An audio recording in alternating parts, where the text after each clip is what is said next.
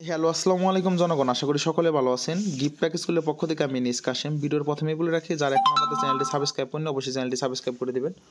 অনেকে রেড পের টাকা কীভাবে বের করতে হয় জানেন না, আমি সেটি আজকে দেখাবো। প্রথমত আমরা পেমেন্ট অপশনে যাব। পেমেন্ট অপশনে যে আমরা একটা বিকাশ মার্চেন্ট সিলেক্ট করব। এখন যদি আমরা $5 বের করি, 580 টাকা লিখবো। 580 টাকা লেখার পরে আমরা সব দেখুন এখানে ক্লিক করব। এখানে ক্লিক করি, ক্লিক করার পর এখানে কার্ড সিলেক্ট করব। কার্ডে ক্লিক করার পরে এখানে দেখেন নতুন কার্ড যোগ করুন, এখানে অপশন আছে নতুন কার্ড যোগ করুন, এখানে ক্লিক করব। তারপর আমরা এগিয়ে যান অপশনে ক্লিক করব। এখন এগিয়ে যান অপশনে ক্লিক করার পরে আমি একটা জিনিস দেখাই আপনাদেরকে। দেখেন আমাদের রিডোট পের ভার্চুয়াল কার্ড, আমরা যখন এটা কিন্তু ভার্চুয়াল কার্ড, এই যে এখানে চোখের মতো যে চিহ্ন আছে এখানে যদি আমি ক্লিক করি, আমার ফুল কার্ডের নাম্বার দেখাবে। ঠিক আছে, এই চোখের মতো অপশন যদি ক্লিক করি আমার ফুল কার্ডের নাম্বার দেখাবে। কার্ডের নাম্বার দেখার জন্য আমার ফিঙ্গারপ্রিন্ট যাবে। এই ফিঙ্গারপ্রিন্ট দিলে আমার ফুল কার্ডের নাম্বার কিন্তু দেখা যাচ্ছে। ঠিক আছে, এই একটা বিষয় গেল। আর আপনি যদি কার্ডটা যদি উল্টাইতে চান, আপনি এখানে ক্লিক করলে কার্ডটা উল্টাইতে পারবেন। ঠিক আছে, কার্ডটা উল্টিয়ে ফেলতে পারবেন। তাহলে আপনি এখানে ভ্যালিড এবং সিভিভি নাম্বার এটা আপনি দেখতে পারবেন। এখন আমরা সঠিকভাবে কার্ড নাম্বারটা বসাই। এখানে কার্ড নাম্বারটা বসাবো।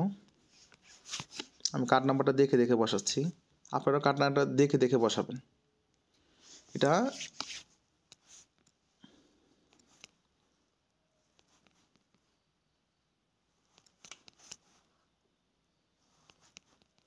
এখানে কার্ডের ম্যাথ আমি দেখে বসাবো 0128। এখন কার্ড হোল্ডারের নাম চাইছে, কার্ড যে এনআইডি কার্ড দিয়ে ওই অ্যাকাউন্ট অ্যাক্টিভ করেছেন কার্ড হোল্ডারের নেম। আর সিবিপি নাম্বার এটা আমি হিডেন করি একটু, কারণ এটা দেখানো যাবে না কাউকে। আমার সিবিপি নাম্বার বসানো শেষ। এখন আমরা এগিয়ে যান এই অপশনে ক্লিক করব। এগিয়ে যান অপশনে ক্লিক করি। আমরা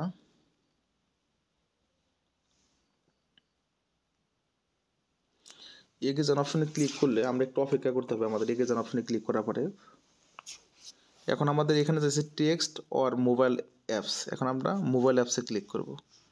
এখন কন্টিনিউ দেব। আমরা কন্টিনিউ দেওয়ার পরে আপনাদের ফোনে যে অ্যাপ্রুভ যাবে এরকমভাবে, এখন অ্যাপ্রুভ চাইলে জাস্ট যেখানে অ্যাপ্রুভে ক্লিক করে দেবেন। অ্যাপ্রুভে ক্লিক করলে ফিঙ্গারপ্রিন্ট যাবে। ঠিক আছে, এই যে আমি অলরেডি অ্যাপ্রুভ করে দিয়েছি। এখন আমার অলরেডি কিন্তু এই টাকাটা কিন্তু বিকাশ মার্চেন্টে চলে যাবে অটোমেটিক। ঠিক আছে, আপনার যদি বিকাশ মার্চেন্ট না থাকে আমাদের মার্চেন্ট ব্যবহার করে আপনি টাকাটা উইথড্র করতে পারেন। এই যে 580 টাকা উইথড্র হয়ে গেছে। আমি দেখাই, এই যে ট্রানজ্যাকশন সাকসেসফুল হয়ে গেছে। এই যে দেখছেন, এইভাবে আপনারা নিজেরাও টাকা বের করে ফেলতে পারেন। ভাই ধন্যবাদ, আশা করি বুঝতে পারছেন ভিডিওটা সবাই।